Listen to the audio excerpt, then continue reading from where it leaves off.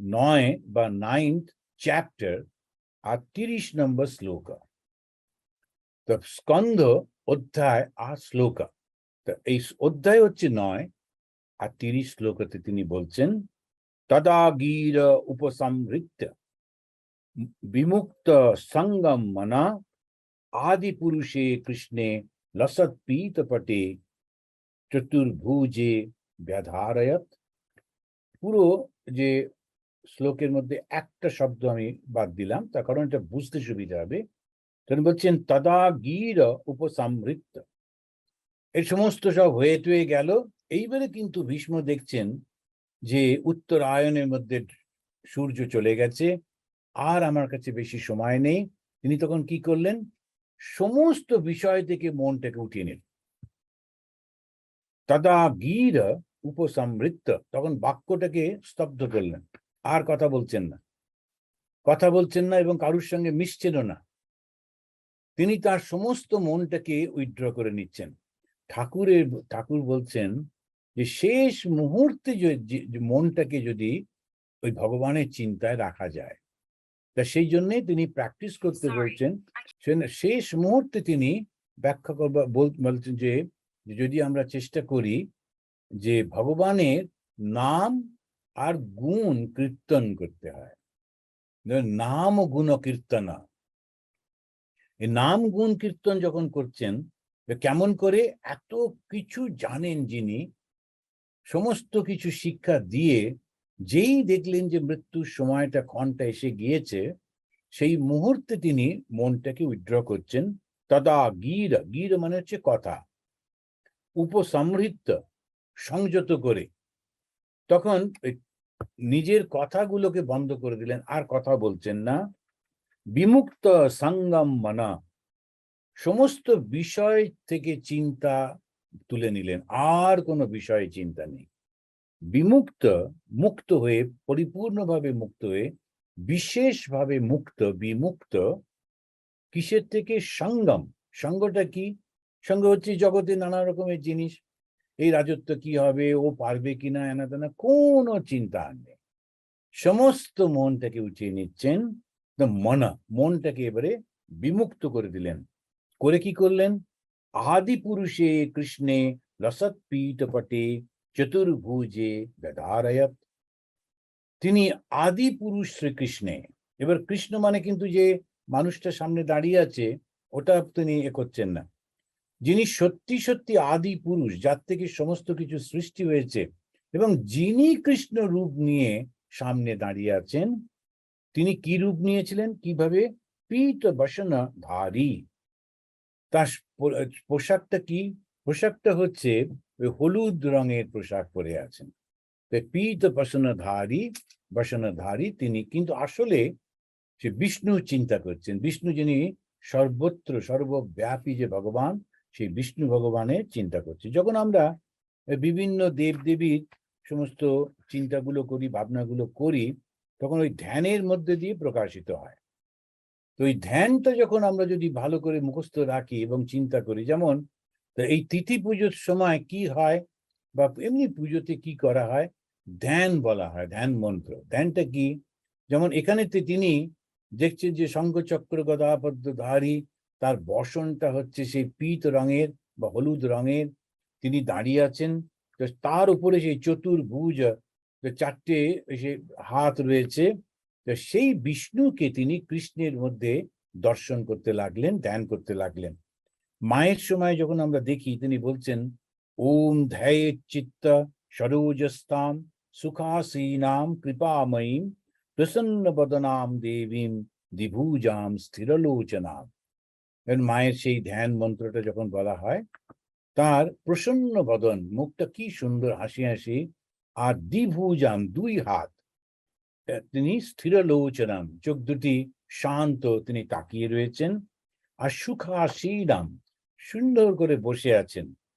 আলুলায়িত কেশার্ধ বক্ষস্থল বিমণ্ডিতাম শ্বেত বস্ত্রাবৃতার্ধঙ্গাম হেমালঙ্কার ভূষিতাম। তার সে মায়ের যে শাড়িটা পরেছেন, যে সাদা শাড়িটা, তার হাতটা ডান দিকের কাঁধ এবং হাতটা বেরিয়ে রয়েছে বাইরে।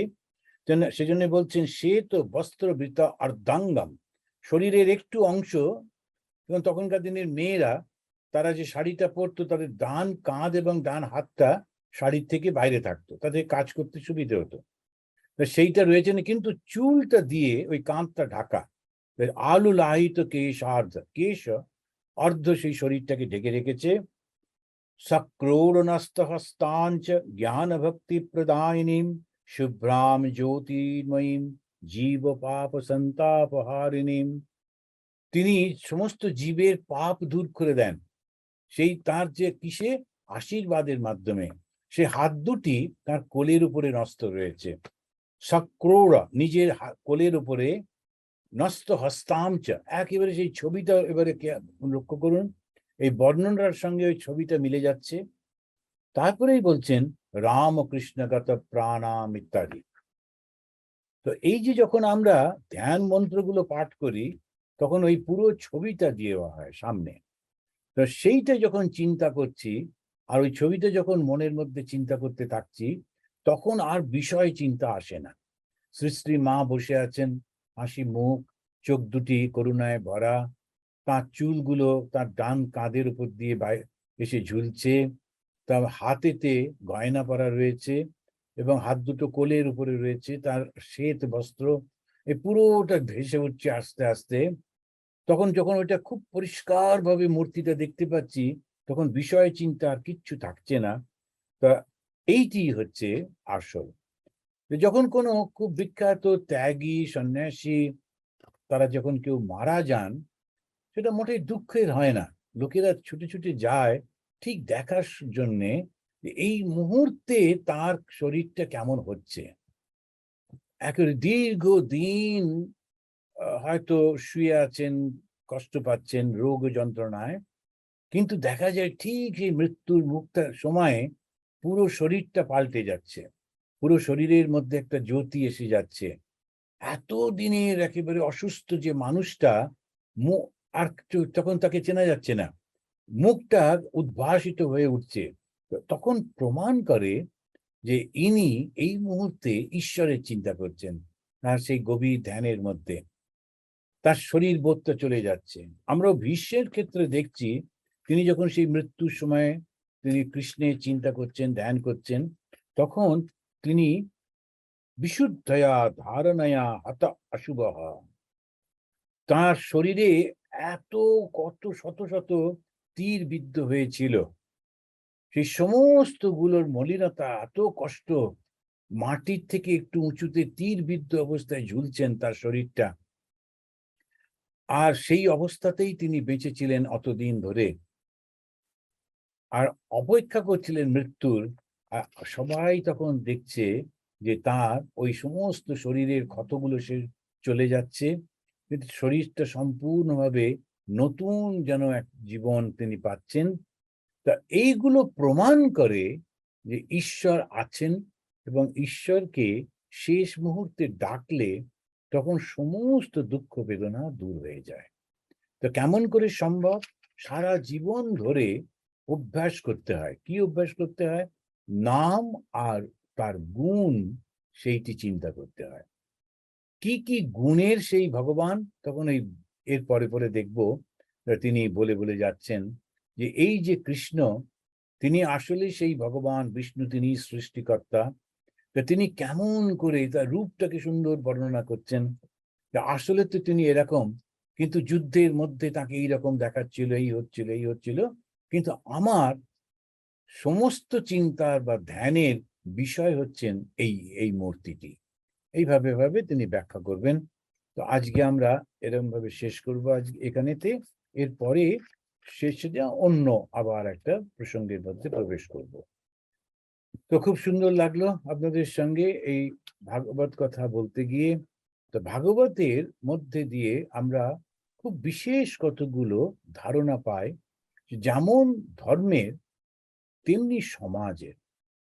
যদি এইটাকে সমাজের মধ্যে সত্যি সত্যি প্রতিফলিত করা যায়, সমাজটা কিন্তু খুব সুন্দর গড়ে উঠবে, খুব সুন্দর হবে।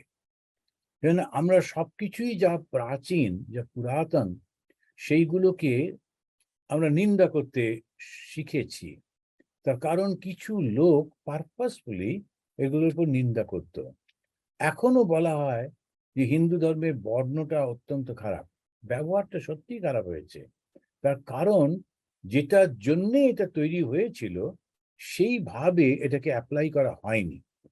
সেজন্য বর্ণাশ্রম এখন একটা নিন্দনীয় বিষয় হয়ে দাঁড়ালেও এই বর্ণাশ্রমই মানুষকে ঠিক ভাবে দাঁড় করাতে পারে। তা বর্ণটা কি? যে কর্তব্য কর্মটি আমি করছি সেটা। আর আমার লক্ষ্যটা কি? ধর্ম অর্থ কাম ও মোক্ষ। আলটিমেট লক্ষ্য কোথায়? ওই মোক্ষতে গিয়ে। স্বর্গ বলছে না কিন্তু, এখানে কিন্তু স্বর্গ বললো না, লক্ষ্য করে দেখুন।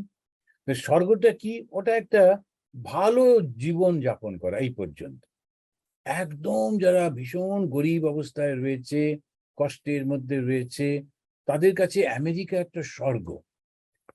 তো আমেরিকাতে যারা রয়েছে, এখানেই জন্মেছে, তাদেরকেও দেখছি রাস্তায় লেখা রয়েছে হোমলেস, বসে বসে আছে।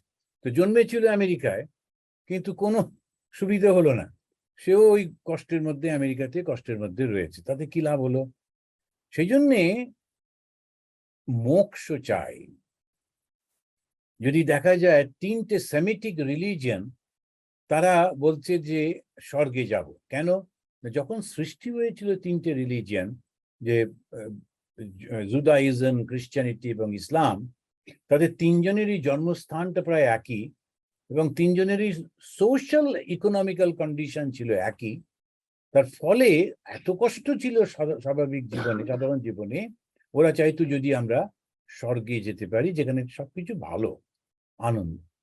কিন্তু যদি দেখা যায় 3টে ইন্ডিয়ান ধর্ম, হিন্দুইজম, জৈনিজম, বুদ্ধিজম, ওরা স্বর্গের কথা বলে না, ওরা বলে মুক্তির কথা।